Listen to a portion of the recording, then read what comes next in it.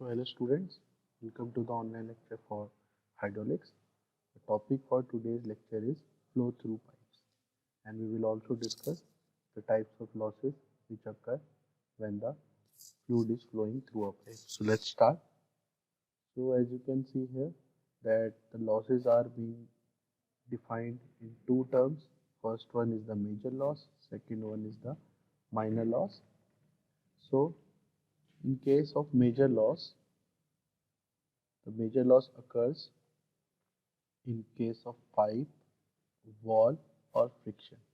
So it occurs due to the pipe quality or the pipe content, also the wall friction. For that we use these two equations. One is Darcy-Weisbach equation and another one is the Chassis formula. So Darcy-Weisbach we have already discussed in the previous lecture.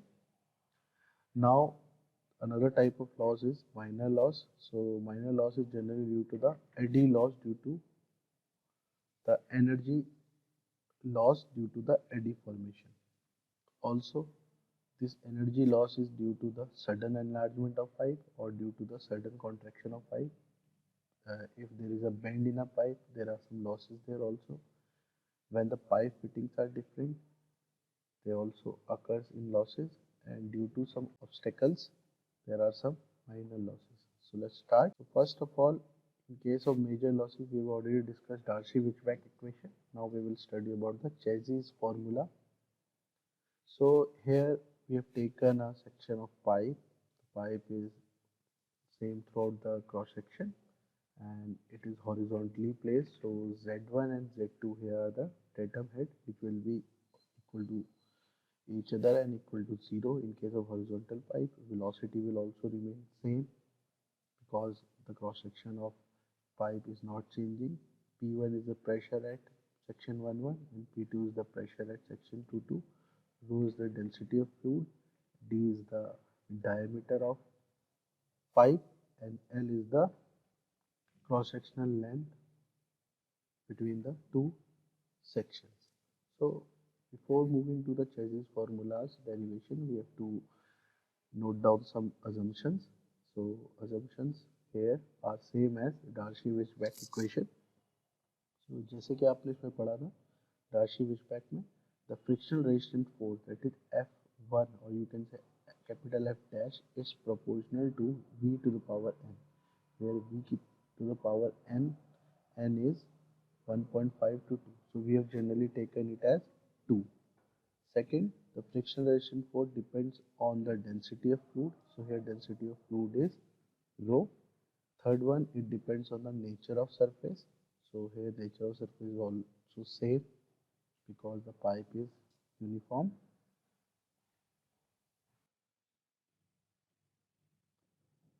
Also, it depends on the area of fluid and the solid wall in contact, and it is independent of pressure. So these all assumptions are same as Darcy-Weisbach equation. So इसको derive करने के लिए हम again इसमें Bernoulli equation को apply करेंगे pipe के section में, दोनों सेक्शन में 1 and 2 में. So Bernoulli equation on section 1 becomes P1 upon rho g plus V1 square upon 2g plus Z1 equal to P2 upon rho g plus V2 square upon 2g plus Z2 plus HF. So here Z1 and Z2 are cancel out because the pipe is placed horizontal, and velocity is also same because diameter of pipe is not changing, so velocity is also cancel out. So यहाँ पर जो equation हमारी बनी HF की term में अगर हम देखें तो P1 upon rho g plus minus P2 upon rho g. So here HF becomes P1 minus P2 upon rho g. So इस केस में हम कुछ assumption करेंगे. Let us assume that F dash, small f dash is the frictional resistance per unit area of surface per unit velocity. तो इस case में small F dash है वो फ्रिक्शनल रेजिस्टेंस है per unit area of surface per unit velocity per. हमें पूरे section का निकालना है. So total frictional resistance capital F will be F dash into pi D L into V square, where V is the mean velocity and pi D L is the cross section area between section 1 and 2. So ये हमारी equation 2 बन गई. Equation 1 हमारी H F वाली थी. So from Newton's law जो summation of forces है वो टोटल आपका 0 के बराबर होगा. तो here summation of forces become P1 A1 because it is in the direction of flow minus P2 A2 क्योंकि प्रेशर आपका सेक्शन 2 से इनवर्ट डायरेक्शन में है minus F. F is the frictional resistance. So frictional resistance हमेशा flow के opposite direction में होगा. तो that why we have taken sign as negative. It becomes equal to 0. So from here हमने P1 minus P2 की value calculate करी that is F upon A which becomes equation number 3. Also P1 minus P2 F की value हमें पता है. इसमें total force जो frictional resistance force है आपका तो उसको हमने पुट करा F dash pi D L V square upon A. इसकी वैल्यू हमने यहाँ पुट करी. फिर pi D is the parameter of pipe तो उसको हम कैपिटल P से लिख सकते हैं. तो अगेन सिंप्लीफाई करने पे P1 minus P2 equals to F dash P L V square upon A. So dividing both sides by rho g, the equation becomes P1 minus P2 upon rho g equal to F dash PL V square upon rho g A. So यहाँ से हम इस पूरे term को, ये जो term है P1 minus P2 upon rho g, पूरे टर्म को हम लोग HF लिख सकते हैं. तो HF becomes F dash PL V square upon rho g A. तो ये एक इक्वेशन बनी. यहाँ से हम लोग आपका जो फ्रिक्शनल हेड लॉस है वो भी कैलकुलेट कर सकते हैं. ऑल्सो हमें पता है कि जो capital A upon P equal to small M होता है where small M is the hydraulic mean radius और इसको हाइड्रोलिक मीन डेप्थ से भी हम लोग जानते हैं. So therefore V square becomes H F rho G A upon F dash P into L. So here by simplifying it तो V square becomes H F rho G into M. A upon P इस पूरे term को हमने लिख दिया है small M से. यहाँ पर हमने इसे एम से डिनोट करा है. Also H F upon L, ये जो पूरा टर्म है H F upon L is the head loss per unit length. H F आपका हेड लॉस है divided by per unit length. So it can be written as small I. Okay, so here small I is the head loss per unit length. So the equation becomes V equal to V square था, हमने उसको square root दोनों तरफ लिया तो under root V equal to under root rho g upon F dash into H F upon L into M. So here M और H F upon L को हमने आई से लिखा है तो एम और आई आपका कांस्टेंट हो जाता है इस केस में. तो एम और आई से हमने डिनोट करा है और rho g upon F dash को हमने अलग ले लिया है रूट के अंदर. So this whole term for a particular, ये पूरा एक term for a particular problem is constant. और रो आपका डिपेंड करता है डेंसिटी ऑफ फ्लूइड पे, जी आपका gravitational force acceleration due to gravity है, एफ डैश आपका फ्रिक्शनल रेजिस्टेंस है per unit surface area per unit length. So this whole term rho g upon F dash to the power 1 by 2 it can be written as capital C and under root mi. So here capital C is the Chassis formula, you can say it is a Chassis constant. So here C is the Chassis constant whose value can be calculated by rho g upon f dash whole to the power 1 by 2 या इसको under root rho g upon F dash भी हम लोग लिख सकते हैं. तो यहाँ से हमारा ये चेजिस फॉर्मूले का जो डेरिवेशन है ये कैलकुलेट होता है. फिर हम आते हैं आपका माइनर लॉसेस के अंदर. तो हमने मेजर लॉसेस में आपका चेजिस फॉर्मूला या चेजिस कांस्टेंट पढ़ा. दूसरा हमने इसमें डार्सी विशबैक इक्वेशन को हमने डिराइव करा था. तो हमारे ये दोनों मेजर लॉसेस के अंदर आते हैं. अब now we will move forward to the minor losses. So minor losses जैसे कि आपको स्टार्टिंग में हमने बताया था कि minor losses is due to the loss due to sudden enlargement, loss due to sudden contraction, loss due to pipe bend, loss due to joints, loss due to change in material. तो इसमें जो दो important है वो आपके sudden enlargement और sudden contraction के हैं. तो लेट्स स्टार्ट. तो loss due to sudden enlargement में हमने पहले सेक्शन लिया. लेट अस सपोज इसमें दो पाइप हैं जो अलग अलग डायमीटर के हैं. So let us suppose this one is the pipe 1. यहाँ पर हमने सेक्शन 1 1 कट किया है. दूसरे केस में पाइप 2 है, उस cross section area is A2, पहले वाले का था A1, दूसरे का है A2, diameter D1 and D2 ले सकते हैं, पर आपको टोटल एरिया दिया है तो इस केस में आप डायमीटर अगर आपको नहीं गिवन है, टोटल एरिया दिया है, तब भी आपका सोल्यूशन इसमें हो जाएगा। सो और प्रेशर एट इनलेट या section 1 is P1, pressure at outlet is P2 इस केस में, तो P2 आप लिखेंगे, and P dash is the pressure due to eddy formation. तो आप जब देखेंगे इसमें जब वाटर फ्लो करेगा तो उसकी जो प्रोफाइल है कुछ इस तरीके से बनेगी, क्योंकि एकदम छोटी जगह से ये बड़ी जगह पे आएगा तो water will try to expand या fluid will try to expand. So in corners पे जैसे कि आप यहाँ पर देख रहे हैं, यहाँ पर एडीज फॉर्म होगी। एडीज जनरली हम बोल सकते हैं, अगर हम जनरल लैंग्वेज में बात करें तो एडीज आपका हो गया भंवर। तो यहाँ पर आपके कुछ भंवर बनेंगे, जो एडीज कहते हैं, ठीक है। वाटर आपका बाकी जगह पे फ्लो करेगा। सो इन एडीज क्योंकि अपोजिट डायरेक्शन में है तो ये भी कुछ लॉसेस क्रिएट करेंगे, तो इनका जो प्रेशर होगा वो P1 डैश से डिनोट कर रहे हैं हम लोग। Okay, so here P1 dash is the pressure due to eddy formation along the direction of flow. Pressure क्योंकि along the direction of flow होगा तो वो आपका P1 डैश से हम लोग डिनोट कर रहे हैं। So applying Bernoulli's equation on the two sections, we get P1 upon rho g plus V1 upon 2g, V1 square upon 2g plus Z1 equal to P2 upon rho g plus V2 square upon 2g plus Z2 plus He। अब जैसे कि आप देखेंगे कि datum head से जो इनकी height है Z1 और Z2 वो सेम है। In this case Z1 becomes equal to Z2, so ये कैंसल आउट हो जाएगा। पर इस केस में वेलोसिटी आपकी डिफर करेगी क्योंकि आपका क्रॉस सेक्शन एरिया चेंज हो रहा है, तो वेलोसिटी हम लोग कैंसिल आउट नहीं कर सकते।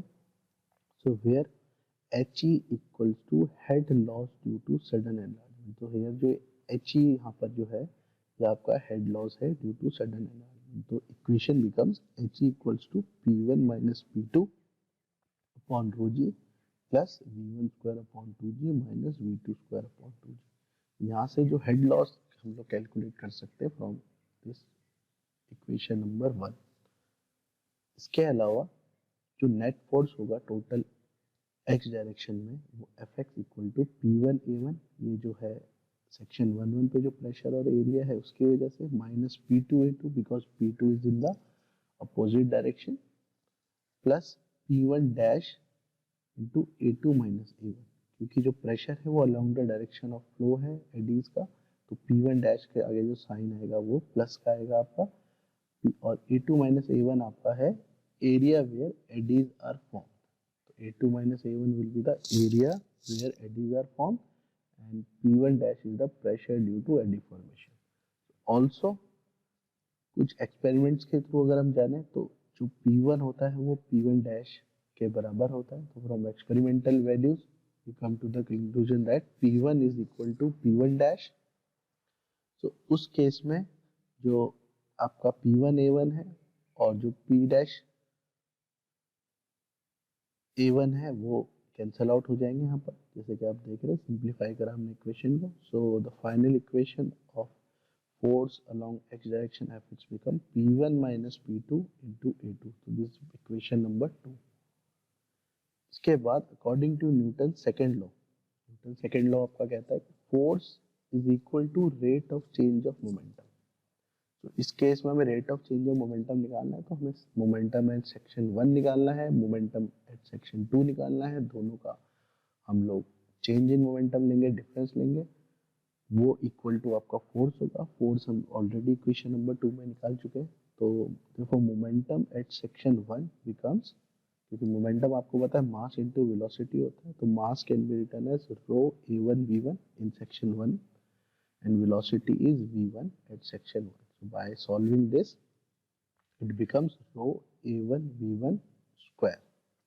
Okay, similarly at section 2 the momentum becomes rho A2 V2 square, because when the fluid is incompressible the mass flow rate is constant। Okay, so therefore change in momentum becomes rho A2 V2 square minus rho A1 V1 square. So also A1 can be written as A2 V2 upon V1 by continuity equation, because Q is equal to A1 V1 equal to A2 V2. तो यहाँ से हम लोग A1 की value calculate कर सकते हैं, तो it becomes A2 V2 upon V1. So same it is written here. Okay. So by putting the value of A1 in change in momentum equation becomes rho A2 V2 minus rho A2 V2 into V1 square upon V1. So यहाँ पर हमने A1 की value put करी है, so the final equation becomes rho A2 multiplied by V2 square minus V2 V1. So it becomes equation number 3. So by equating equation 3 and 2, because force जो आपकी होती है वो आपका चेंज इन मोमेंटम के बराबर है. सो उस केस में इक्वेशन 3 एंड 2 को जब हम इक्वेट करते हैं तो it becomes rho A2 V2 square minus V2 V1 equal to P1 minus P2 into A2. So by simplifying it becomes P1 minus P2 equal to rho V2 square minus V2 V1. So by dividing both sides by rho g, क्योंकि हमें एक तरफ आपका He की value चाहिए, so हम लोग से rho g से दोनों साइड डिवाइड करेंगे. So it becomes P1 upon rho g minus P2 upon rho g equal to V2 square minus V2 V1 upon g. So this whole term, ये पूरे term को हम लोग लिख सकते हैं He से, जो हमने पहले ही कैलकुलेट करा था. So He becomes V2 square minus V1 V2 upon G plus V1 square minus V2 square upon 2G. So putting ये जो वैल्यू आई हमारी इक्वेशन नंबर 1 में पुट करा जब हमने इस पूरे टर्म की वैल्यू को, तो by solving and simplifying this we get He equal to V1 minus V2 whole square upon 2G, where this whole value is head loss due to the sudden enlargement. तो अगर sudden enlargement आपका हो रहा है तो उस case में head loss आप इस पर्टिकुलर फॉर्मूले से निकाल सकते हैं. Similarly head loss due to sudden contraction में जब आप देखेंगे कि इसमें उल्टा है, पाइप आपका बड़े डायामीटर वाला पहला है, उसके बाद वो सडनली क्या हो रहा है, वहाँ पर एक हमने छोटे डायामीटर का पाइप लगाया है, जिससे क्या हो रहा है कि अब जो फ्लो की डायरेक्शन है वो इस तरीके से होगी, कन्वर्ज होगा आपका जो फ्लूइड है एक उसमें डायरेक्शन में, और जब ये पाइप के अंदर जाएगा तो कुछ इस तरीके का बिहेवियर शो करेगा. तो ये जो आपको ब्लैक स्पॉट से हमने दिखा रखा है, ये जगह आपकी वैकेंट छूट जाएगी due to the conversion of fluid. इस केस में ये जो रीजन है आपका स्टार्ट सेंटर में, ये जो रेड डॉट से हम लोग दिखा रहे हैं रेड कलर से, this particular region is the zone of minimum cross section. यहाँ पर मिनिमम क्रॉस सेक्शन आपको मिलेगा. So this particular term is known as vena contracta. So अगर आपसे कोई पूछे कि what is vena contracta, so you can say that it is the zone of minimum cross section. Again अगर हम vena contracta से